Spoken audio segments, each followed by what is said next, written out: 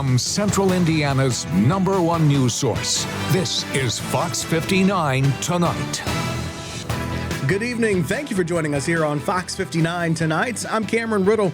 Thank you for downloading our new smart TV app, Fox 59 Now. You'll find it in the App Store on your smart TV. Just search for Fox 59 Now on your Roku, Fire TV, Samsung, and Apple TV. And if you're watching us on YouTube, make sure you hit the subscribe button so you never miss any of the conversations that we have every night right here on Fox 59 Tonight. As we'd like to do at least once a week, we want to introduce you to somebody who you should know. And maybe you do know her from working out. Maybe you know some of her story. Maybe you know her from the classroom. And if you don't know, well, you're going to know here in just a little bit. But before we introduce her, let's bring in Deja Studdard as we go deep dive on a topic with Deja. Hello, Deja. Hi, Cam. How are you? I'm doing good. I'm particularly excited about today because we have a very, very interesting woman in the building with us. This lady, she does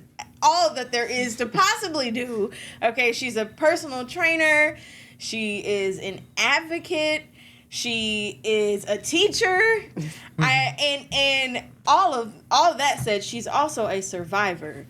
So, Adrainne Kelley, how are you doing today? Hello. I am doing amazing today.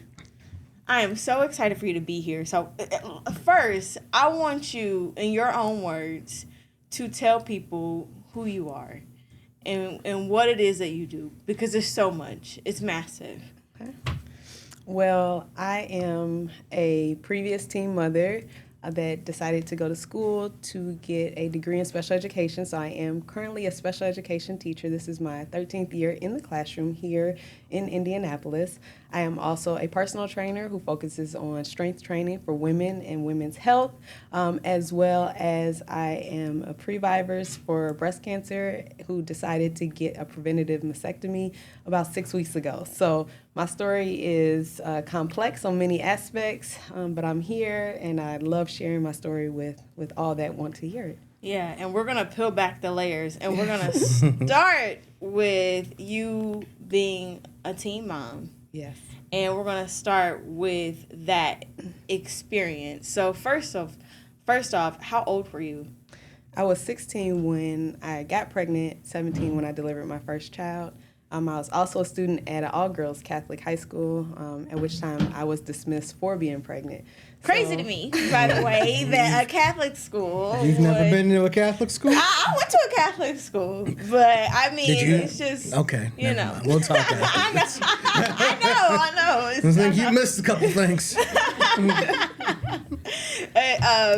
So from there, I was put in a program for teen mothers, in which they help teen mothers get their GED, an amazing program in Chicago. The problem is they give you the GED as a practice, but they give you the real one to see what aspects you need to work on. And I passed the GED on my first try. So I was dismissed from that program shortly after I entered it.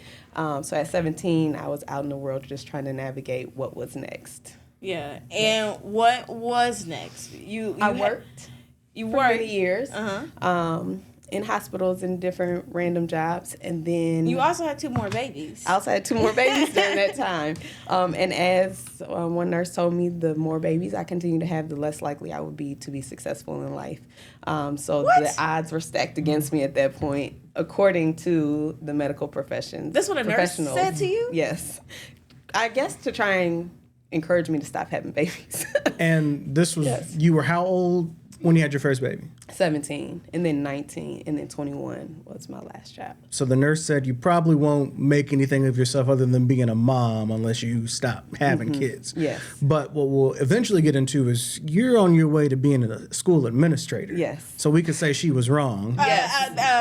Big wrong. Yes.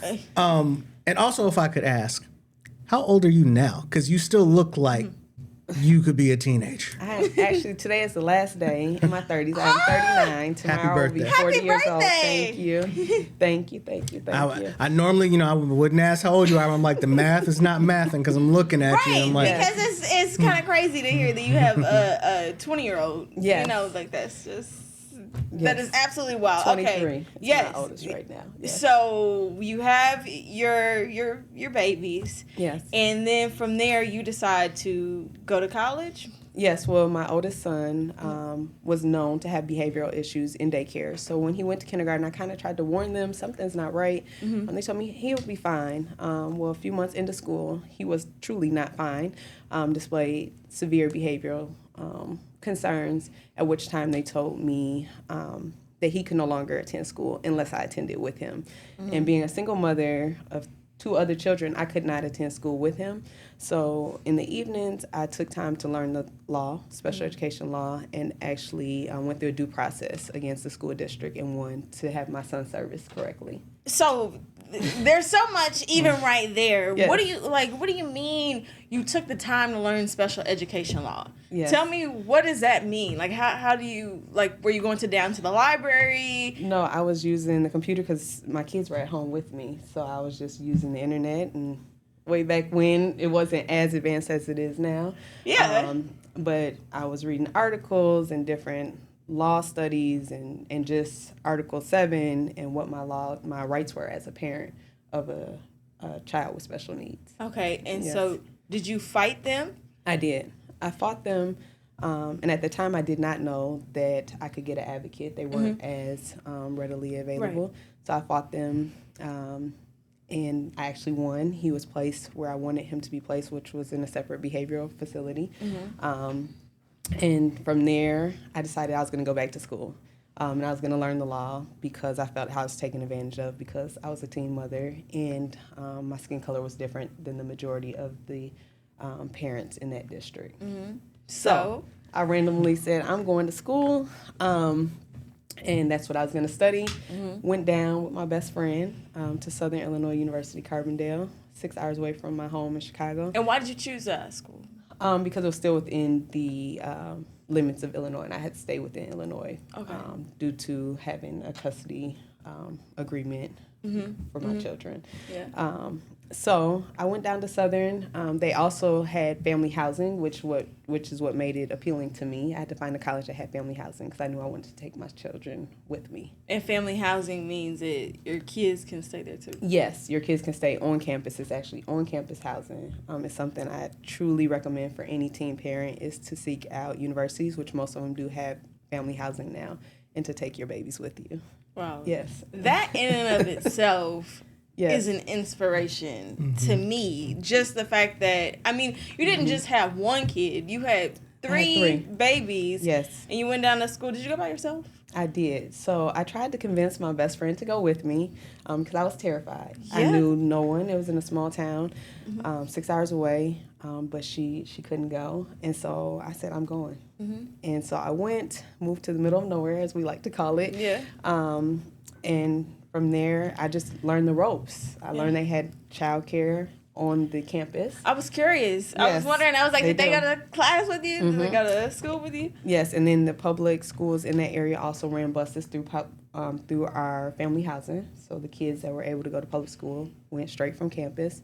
And my kids grew up on the college campus with me, and now that experience motivated them to, of course, want to have their own college experience. So right now I have two in college, living their best lives. Nice. Well, what school did they go to? My middle child goes to IU Bloomington, and he is a junior, and then my youngest is a sophomore at ISU. Okay. And There was a lot that you talked about just now that everything is like defying the odds. Like you being a college student with one kid, let alone more than one, you being of different skin color from the people that you are. Anything with special needs and children is difficult just because it's just complex. Right. Even the most simple case is complex. Right. And so all these things that you constantly have had to go through means that you strike me as a fighter. Yes. Yes. a fighter to say the least. Yes. So you go to school, you study Special education. special education, and then you graduate. Yes. And from there, you move back to Chicago, but while I was there, I actually did research and became published. So I did research while I was there, and I actually graduated in 2.5 years with a 4.0 GPA. What? So that was the other thing. So I took double the amount of classes to try and cut down on the cost as well, and to graduate quicker so that I can get back Where into does the working this world. Because Cameron said a fighter. Determination. Where does this fighting spirit come from? Because I would have gave up. Being told that I wasn't gonna make it. Yeah, that can do it. Yeah. Yeah. Okay. So you move from you graduate in 2.5 years. Yes. You know, I how long did it take you to graduate? 4 years. Okay. Oh, is there something you want to share? Like what? So you graduate in 2.5 years, and then you go back home. Yes. And then what happens after this? I go back home. I like this part. Yes. I get engaged, and then I relocate to Indianapolis, another place I had never been. But going to college at a place I'd never been, I was kind of used to it. Yeah. So I moved to Indianapolis, and then shortly after I moved to Indianapolis, I called off my engagement. But my kids were already enrolled and in schools, and I did not want to disrupt their education. So I started working at a school here in Indianapolis, and I met an assistant principal. I had an amazing principal and an assistant principal, and had a dilemma whether to go home at mid-year and break a teaching contract. And they both said, you should stay for the year. So at that point, I moved into my mother's house. And you guys, I had graduated. I thought I was up and coming. Okay? Yeah. So to be back at my mother's house and sharing a bedroom with all three of my kids really took me back. But it was what I needed for my next step in my life. And so that's where my love for fitness was born. I decided to take a year and truly learn myself because I figured out that I didn't know myself anymore. And so through that... And how old are you at this point? I was probably 27, I think, because I went back to school when I was about 24. So 27. And I spent a year really learning myself. I said the first thing I was going to tackle was fitness because when I looked in the mirror, I didn't love what I saw. And so that's where I started. And I found a trainer here in Indianapolis. His name was T, or is T. And he did not like morning workouts, but he said he would do morning workouts for me if I was truly committed. And so I started working out, I think it was 5 a.m.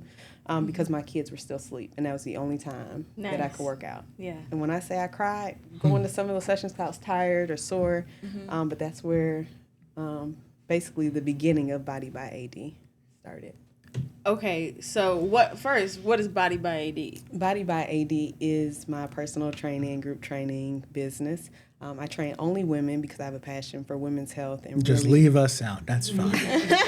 really showing women how to not be intimidated by the weights. I love strength training. And so really teaching women how to lift weights properly, the correct form, and form a community of women that can support each other. I still get nervous. Yes. You know, I've been and you've been my personal, or not, I don't know if you've been my personal trainer, but you've been my trainer through different phases at different parts of the gym. But I still get nervous. What do you do when someone is apprehensive about big weights and like bars and things like that? I would always say work your way up to it. So I always tell people, don't compare your day 1 to someone's day 365 or day 5,000 for me. So really start where you're at and enjoy being a beginner. Go in there and just start. So I always say form over weight. So having the proper form over lifting weight to me is going to be the golden rule every time. So start small, get a trainer that can teach you the movements, the proper movements, and then go from there. And it's always, I love my ladies that stay with me because they need the accountability, but I also love my ladies that are out in the world that now have the skills to lift on their own. When did you start Body by AD? So it's one thing, you know, to go to the gym, to get, you know, fit. Yes. But it's a whole other thing to decide, I'm going to do this as a business. I'm going to do this as a profession. I'm going to take on, because you have to take, I don't know if you've taken like National Academy of Sports Medicine, like those type of classes and things like that. Like that's a whole different beast. So how It did is. we move from someone who goes to the gym and who gets up at 5 a.m., which is Yes. hard in of itself, Yes. and then moving to a coach? So I started moving to coach after seeing my influence. So seeing myself work out and seeing how many women were just encouraged by that. And so I started working out with those women. And then I started with group training. So I worked for other facilities and other businesses doing group training. So that's where I started. And then randomly, I said I'm going to start running the stairs, and I was going to invite people out to run them with me.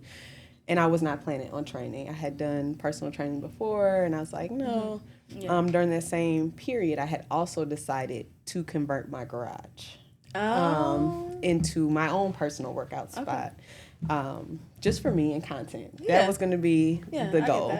Content creator. That's another Yes. thing we had. We didn't add that one. We're showing some of it. Just for content.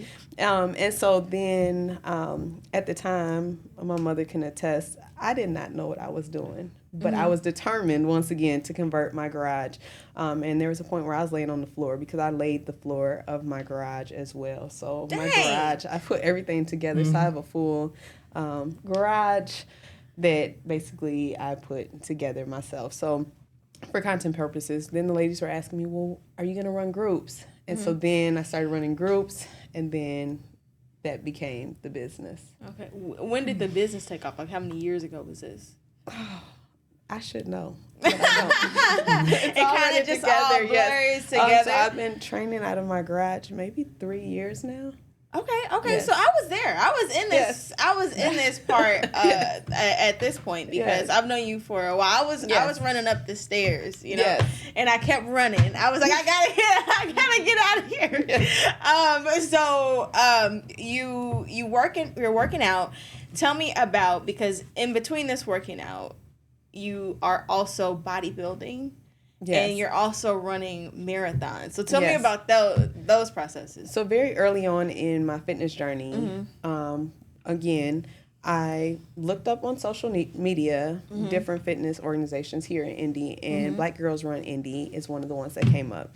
And I seen they had a meetup on a Saturday morning. Okay. Knew no one, okay? But I said, I am going to go out and put my best foot forward and meet a group of ladies that I've never seen before. So I joined Black Girls Run Indy, and from there, I started running. I couldn't run a block, you guys, when I first started. Could not run a block.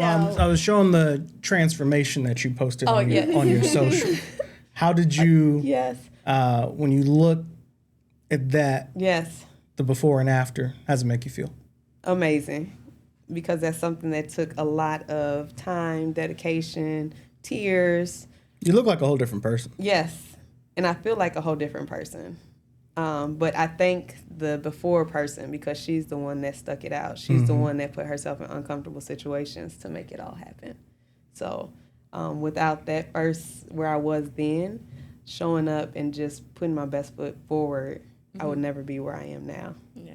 I love how you talk about your before. Yes. Because sometimes when people talk about their before, it's like, it can be kind of sad, but it's like it took you, you had to start there. I did have to start there. And so now tell us about the marathon. Like, how do we go to that? So I joined Black Girls Run Indy, and when you join like-minded people, they will convince you to do things that you never thought were possible. Right. So I went from running a block to running 26.2 miles with the support of this amazing organization that is free. That was the other thing. You just show up. It's free.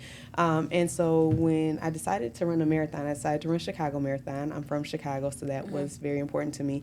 And it was, I ran for the awareness of suicide. And so my brother, those of you that know me, my brother committed suicide when he was 11 years old, so it's always been a very important awareness for me. And so I ran to raise money for the National Suicide Awareness. And so I ran under his name with one of his best friends. And so I had to raise a certain amount of money, and to my amazement, one of his best friends, who has now passed, sponsored the whole thing off front, so I wouldn't have to worry about fundraising to do it. Wow. So it was an amazing that was an amazing experience. The other thing was we trained for months for this. And so the ladies of Black Girls Run Indy made sure that I crossed that line. I actually crossed the line with a fractured foot as well, because I got a stress fracture around mile 18. Yeah. And we continued running through it. Yeah. How do you train for something like that? You start small, so you start where you're at and you build from there. But we ran, I believe, up to 22 miles. So you have a training program depending on what you want to do. And we will go out early on Saturday mornings to start running because Chicago Marathon is in October, so you train in the summer. And what did you eat afterwards? So with running, we carb loaded. Yeah. That's what you need, the energy. Everyone I know, the fat is no carbs. But when you need energy. When it's running, it's different. Yes, with running, it's all carbs. Definitely protein. Yeah. But carbs. But what did you have a specific meal afterwards? Oh, after Chicago? Yeah. I did not. You didn't have a specific? Because I know you've got... Now after bodybuilding, I had several specific meals. You had like a flame burger. Oh, so that's after my bodybuilding. So after I competed for bodybuilding, I had several meals that I had to have. And flame burger here in Indy has been my choice meal. My whole bodybuilding, every week I would go to Flame Burger and have the same thing, a barbecue chicken sandwich, so shout out to Flame Burger. And right afterwards, as soon as I got back to Indy from my bodybuilding competition, that's the first meal I had. Nice. So yes, a chicken sandwich with fries. Okay, so we got to get to this next part of you being a bodybuilder and you running marathons and you are a personal trainer. Yes. And we move from this arena, and we're still out. We're in some capacity. We're still in this physical fitness world. Yes. And then we move to this much harder phase. Yes. Of figuring out and finding out that you have a gene. Yes. In your body that increases the likelihood of you getting breast cancer. Yes. And so tell us more about your story and your path as far as breast cancer. Yes. So after competing, my body was worn down, as most people know, and really just trying to get my body to feeling better. I was going to all the checkups, and I recently switched OB-GYNs. And when they see my family history for breast cancer, they really encouraged me strongly to get tested to see if I have the gene. And what was your family history? So one of 6. So out of the 6, half had been diagnosed with a form of breast cancer. And so my doctor said she would be surprised if it wasn't a gene because that's the odds. And so from there, I got tested and kind of forgot about it. And then when they called me, I knew something was wrong because I feel like they don't call you unless something is wrong. Yeah. So they called me to tell me that I do, in fact, have the gene. And at that point, I kind of really still didn't know what that meant. Like, okay, what does that mean? And so they connected me with a geneticist. And what a geneticist does is they go through your family history. And going through my family history, I found out that I actually have more cancer on both sides of my family besides just the breast cancer that were actually connected to the gene that I have. So pancreatic cancer is another cancer is connected to this, as well as ovarian and uterus cancer, I believe. So the geneticist met with me and went through all of the odds, and I just remember her saying, with the likelihood of you getting breast cancer, it's not if, it's when. So how did that feel? My heart dropped because I felt like it's a waiting tick, like a ticking time bomb. When? Then instantly my kids. I started thinking about my kids. I started thinking about one of my older sisters. She was diagnosed with stage 4, and so seeing her fight breast cancer and just seeing how that was, I knew I had to do something. But in that moment, I still wasn't ready because it was a lot at once. Had you been diagnosed yet? I had not been diagnosed. You just knew that there was a possibility because you have this gene. Right, and that the likelihood was very high. And so after that... And the likelihood was high because you have, it's 6 of you all. You're one of 6, and 3 of your 6 sisters have had breast cancer. Right. And then I have grandmothers and grandfathers that also have, as well as my father is actively fighting prostate cancer and has had kidney cancer. So it was kind of riddled on both sides. Yeah. So if you're just doing the math. If you're just doing the math, the geneticist said the math just is not in your favor. And so then I kind of went on about my life for a little while. And then as I started going back, because they monitor you very closely when you have this gene, and I started getting flagged. And so when you get flagged, then you have to get more advanced testing done. And then it came down to... Why did you initially get tested? Or I got tested because of my family history. It was exclusively because of your family history. Okay. And then once the gene comes back, once you have the gene, if they do any exam and they feel any lump, then you're getting more advanced testing, whether it's a mammogram, MRI, ultrasound. Did you feel anything at any point? I felt lumps, but I am a person that has very dense, what they consider dense breasts, so you feel a lot of lumps. And dense breasts is more likely to also hide a lump. Wow. So you go and you get tested. You get a mammogram. So every 6 months I was getting a mammogram or an MRI, and so then one of the MRIs I got done was then flagged and said that they seen something, and so then they go into more advanced testing. They do an ultrasound, and then they do a mammogram, and then put me back through an MRI machine, and they still see it. And so then I had to get a biopsy, and I had to get an MRI biopsy. And that's what really shook me. Was the MRI biopsy, because it was for me, it was very painful. It was painful? It was very painful, to the point where I always tell people, jokingly but seriously, I had PTSD after that, and did not want to get any more imaging done. And so got past that, and found out that the lump was nothing. But then a few months later, they found another lump. And so they wanted to test me again. And at that point, I was like, we can only do certain tests, but I won't get another biopsy because of the pain. Yeah.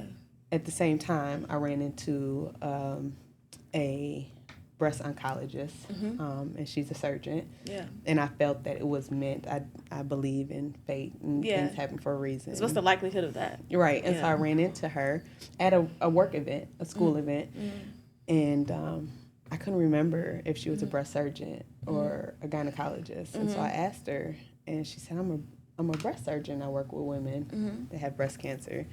So I explained it to her, and she was like, oh my goodness, And so that's how that went. And so from there, I decided to take the leap. Like, now is the time, because they had found another lump, and I didn't want to keep doing it. And at that point, it was really messing with my mental health. I felt like every time that I would get examined, they would find something. And so I started working with Dr. Bowling, and she got me all set up to get my mastectomy. I feel like she prepared me the best she could, that this is an intense surgery. But getting it done preventatively, you have a lot more options as a woman. Especially cosmetically, and I'm still fairly young, so that's important to me. As much as I want to do the right thing, like, you also worry about the cosmetics. Yeah, we talked about. I can't remember if you were a part of that conversation, Deja, but I had. No, you weren't. I had a breast cancer survivor here not too long ago, with Nadia's organization. And she's going to kill me for not remembering the name off the top of my head, but I'll come back to it. But we talked about that part and how, so her organization helps women throughout the whole journey. Okay. But one of the things that we talked about that everybody kind of glosses over, maybe because because we're talking about breasts and it's weird for people.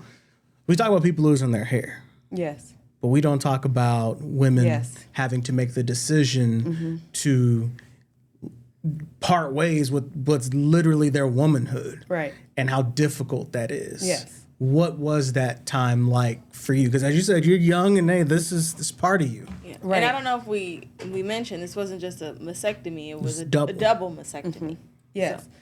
So that's definitely the first thing that comes to your mind. And my older sister did get a double mastectomy, so I was able to see how that looked. And honestly, I was scared. Yeah. And she had hers done a while ago, and hers was not preventative. So I was able to see how that looked. And so when I met with Dr. Bowling, I was concerned. And then I met with my plastic surgeon, Dr. Monson, and he is amazing.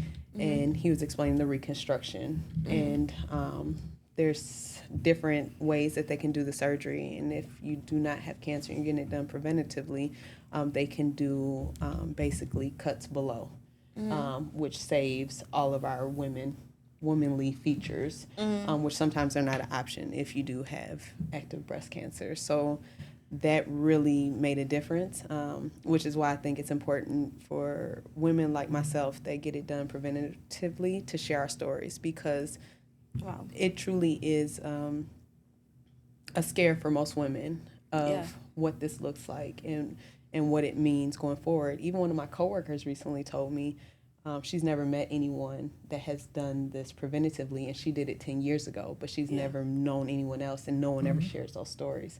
The importance of getting it done.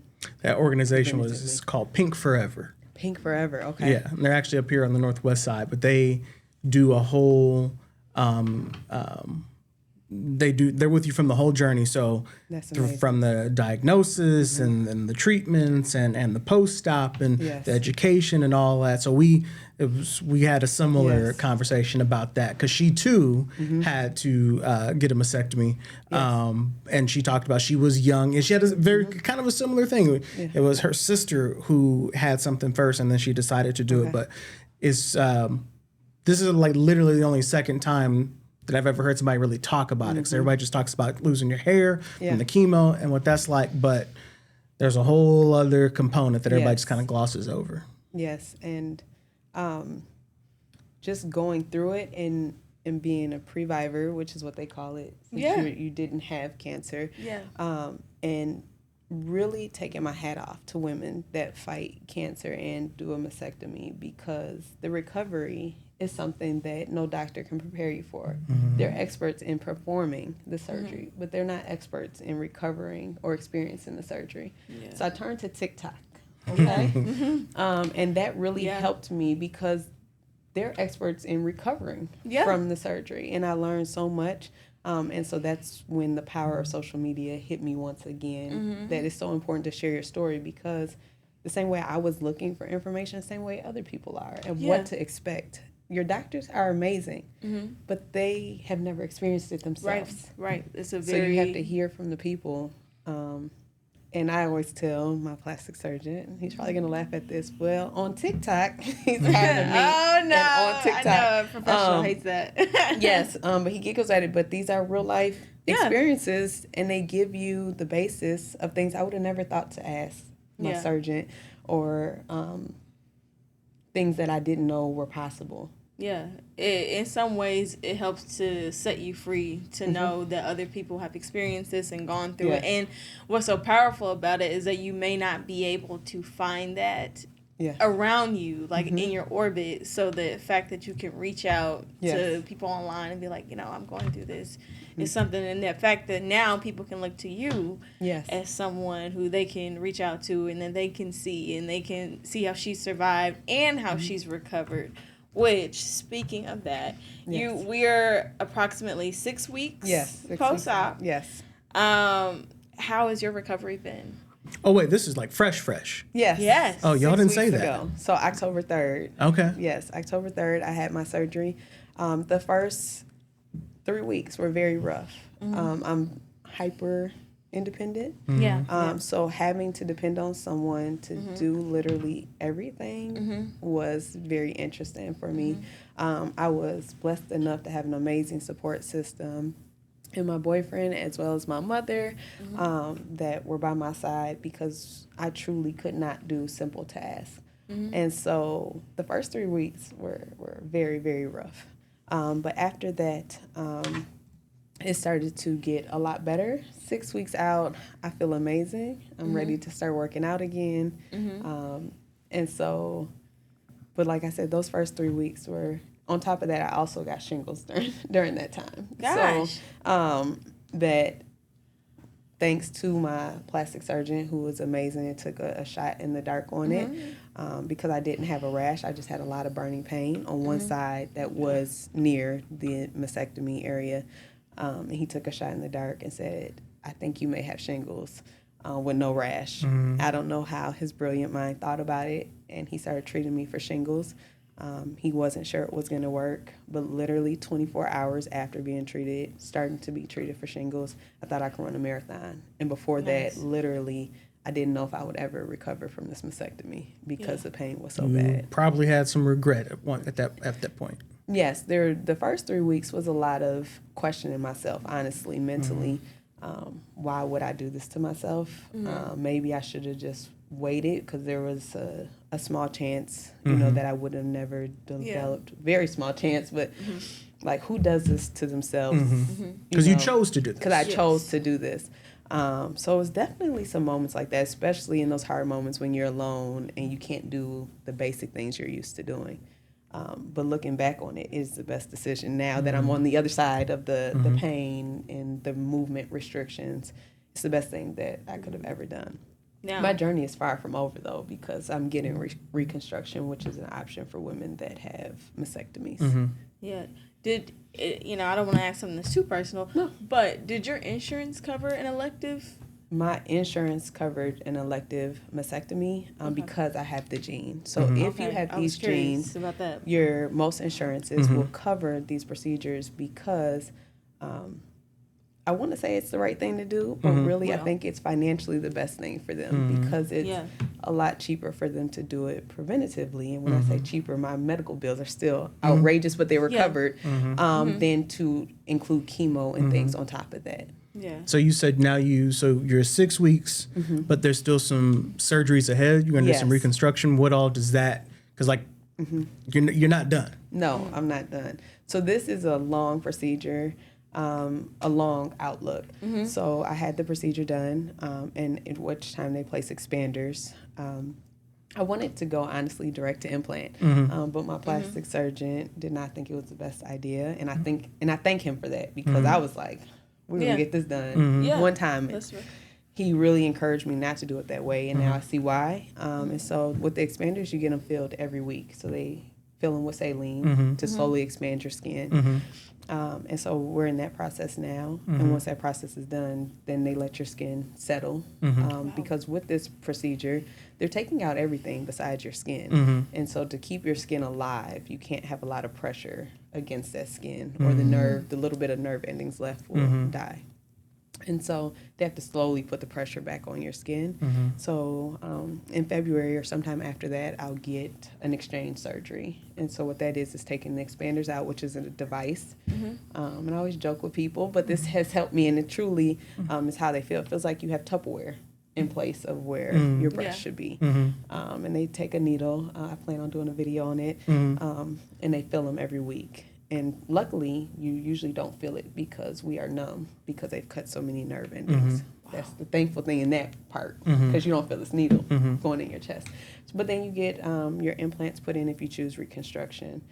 And then from there, it's still a lot of different things like fat grafting and things like that, which tries to hide the implant because you have no other tissue in that area besides your skin. I have never heard anything like this before. Yes. Like I mean I've only heard it post-op, as Cam, as you were saying. Like, I've only heard this in the context of someone already having breast cancer. Yes. And even then, that's hard enough. So tell me, we were talking about recovery. And you were talking about you went to TikTok and you got some tips. Yes. Yes. So what tips do you have for someone who is thinking about this, or who's actively going through it right now? So I would say, one, I would encourage people to get tested if your medical professionals feel you should be. There are risks in being tested, especially if you have private insurance. So insurance not buy your job, because it could flag them to make your rates higher if you have this gene. So that's one thing to consider before getting tested. But if your medical professionals think you should be tested, I honestly think you should be too. And then to really research and look at all your options and what's best for you. This was best for me and my family situation, but I respect everyone's decision. If you do decide to go through with it, there are some things. Make sure you have a strong support system in place, especially for that recovery. Make sure you're kind to yourself, because this is a surgery that's considered a major surgery. And so being kind to yourself when your movements are limited, as well as one of my best things, and I have to tell you this because I tell everybody this, the nurses in the hospital, on TikTok, the women were talking about a mastectomy pillow. And no professional told me to buy this pillow because they're professionals in doing the surgery and not going through it. And that was my lifesaver. My support system will tell you I went everywhere. I went to appointments to the point where the nurses were like, I think we should buy these things and keep them stocked, because I was like, this is truly a lifesaver. And I learned that off of social media. And that's my number one thing. Someone else reached out to me that will have the surgery, and I said, if you don't have anything else, that's what you need. That's the one thing that I would highly suggest going through it. And then really just being kind to yourself. Yeah. I just cannot. Your fighting spirit and your ability to overcome is beyond the capacity of anyone that I know. It is like, I knew when I met you that you were that girl. But I did not know that all of the backstory, from the fighting the special education laws, from bodybuilding to building your own company to running marathons. I mean, what? I hope one day you don't have to fight, Like, you've been doing a lot of fighting. Well, she is going to fight. She's definitely going to win. Well, but fighting gets exhausting. And so fighting does get exhausting. I hope at one point you don't have to. Get this rest. But you mentioned, Deja, the special education and the fighting. You are going to channel that type of energy differently. Now you'll be helping other people get through that fight. Tell us a little bit more about the special education and what role you're doing now and what you hope to do. So currently I'm a special education teacher. This is my 13th year. I did say I was going to retire when my son graduated, my oldest son, which was the reason I went into special education. So that has long passed. And so I did take the initiative to go back and get my administration license in special education. Just education as well, but my focus is special education. So my next journey is to become a special education coordinator, director of special education, to really change what is being done in special education on a higher level, to advocate for students, and to really just put my knowledge out there to make sure that special education teachers have what they need to be successful in the classroom, which I'm seeing there's a lack of right now, just in general. As there's less teachers going into teaching, there's even less teachers going into special education. And so the teachers that are going into special education, to make sure they have the tools that they need to do their job properly. And what is it that you feel as though they need the most, that they lack? One, support. Really knowing the job. Right now, I think a lot of teachers are hired straight out of school. And because they'll take the job. The textbook way that they teach you in school doesn't always translate into real life, and what we see in the classroom, real life. So being able to be an outlet for them for that, as well as really truly understanding the law, because as a special education teacher, you are held to a federal law.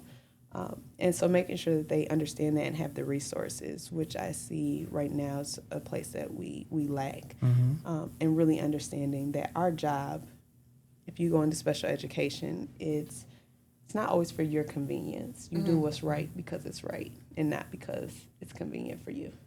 So that's my purpose right now, is really emphasizing that we're put in these positions for a reason, and our parents trust us. So to make sure that we're making the right decisions as special education teachers. And sometimes the right decisions aren't made because you don't know the law. But sometimes the right decisions aren't made because they're not convenient. And so really changing that, starting from the top. Wow.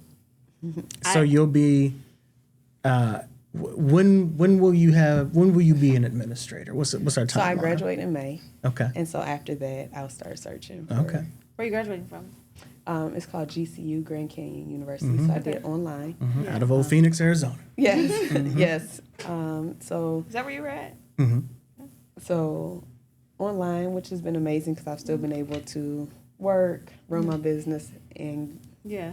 do my graduate Do it all. degree. Yes, all at once, and start from there. Yeah. And what exactly did you study? At Grand Canyon, it's educational administration, Okay. And what did you study for your bachelor's? special education. Okay. Yes, Wow. This Yes, is yes, really, yes. truly like full circle. yes. How, when you think about like all of what you've been through and all of what you've done and all of what you've accomplished, I know it's a big question, but how does it make you feel? I feel amazing. I feel amazing that, and truly everything happened for a reason, and I couldn't see it in the moment. Becoming a teen mother then drove my purpose to become an educator, and moving to Indianapolis and calling off my engagement then birthed my fitness journey and my next business, Body by AD. Yeah. So even though these were very, very hard moments in my life, they truly birthed my purpose. Yeah, it's one of those things where, all things work together. Yes, truly, truly. Yeah, and speaking of, it's a bit of a scripture there. Yes. How important has your faith been to you in this journey? My faith has been everything. Yeah. No matter what, unwavering. And I always tell people there's no way, it makes no sense where I am and how I got here, besides my faith. Yeah. Because he will take a mess and turn it into a message. And that is truly me. Starting off as a teen mother, a lot of people looked at that as a mess. Yeah. That's turned it into a whole message for my other gosh. teen mothers. And I hope one day that will be my next thing, is to really help teen mothers find their way and navigate college or whatever they want to do, because a lot of people have that stigma that it's not possible once you have a baby. And That's I've learned huge. those ropes, and I would love to share that with others and pass that along.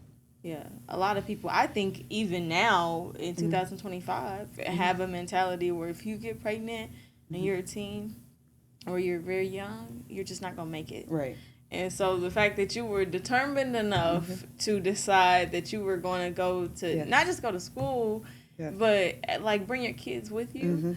Some people leave their kids with their, if they can, they might leave their kids with their mom, they might leave their kids with their dad. Yes. But the fact that you took your kids with you, I think that even that says something about who you are. And that was definitely an option. My mother did offer to keep my children. Really? Because she has always been a very active part of my life, of course. And she's always been 5 minutes away from me, no matter where I am. So, but I just couldn't leave them. And I want other mothers to realize that you don't have to choose between being a mother and going to school to better yourself, if that's if that's the path you want to take. Why couldn't you leave them? Because they're mine, and that's just the motherly instinct in me. And I wanted them to truly see something that I didn't see. I didn't see a lot of people going to college. I didn't see it, and so I wanted them to experience it with me, and they did. They went to class with me sometimes. I mean, they were known. It's still the people I went to college with still know my kids. They're like, they grew up. They're like their aunties and uncles. Yeah. Yeah. Yeah. Wow. All right, Yeah. Cam. How much time we got left? We're out of time. And I was like, I know I was like, I know we've got to be running out because, and I'm sure we could talk much longer. Are you? And I don't want to put anything on you that you're not. Are you a grandmother? I am. You're a grandmother. To a 3-year-old, and he has my heart. Yes. Yes. And congratulations on that, because that he is makes like an a appearance whole. on my social media. Yeah, often. even that is a whole other layer of womanhood. Yes. And you have mastered every single one of them. Thank you. And thank you. And thank you for reaching out and having me on here. Yeah. I was shocked. I was like, oh goodness. Well, one way. Thank you for coming and sharing your story. Yes. I know that's not always easy to do. And when I messaged you, I was like, I understand. I was like, I completely understand if you don't want to do that. And I was like, wait a minute, what? One way for people to keep up with you is by following you on Instagram, body.by.ad on Instagram. Thank you so much for coming on, Adrainne. It's good to meet you. Nice to meet you. All right, Deja. Yeah. What else you got coming up this week? Oh, we're going to talk a little bit. We're going to talk to Stephen Sanders from Moselle Sanders. Moselle Sanders and their organization and what they do. Thanksgiving's on the way. So that's what we got coming up this week. All right. And of course, we'll see deep dive. We'll see also what you have written up on FOX59.com as well. We certainly I am definitely writing an article on this piece right here. I always write articles. All right. Thank you, Deja. Thank you, Adrainne. That's going to do it for this edition of Fox 59 Tonight. We're here every night at 8 o'clock. We will see you back here tomorrow. Good night.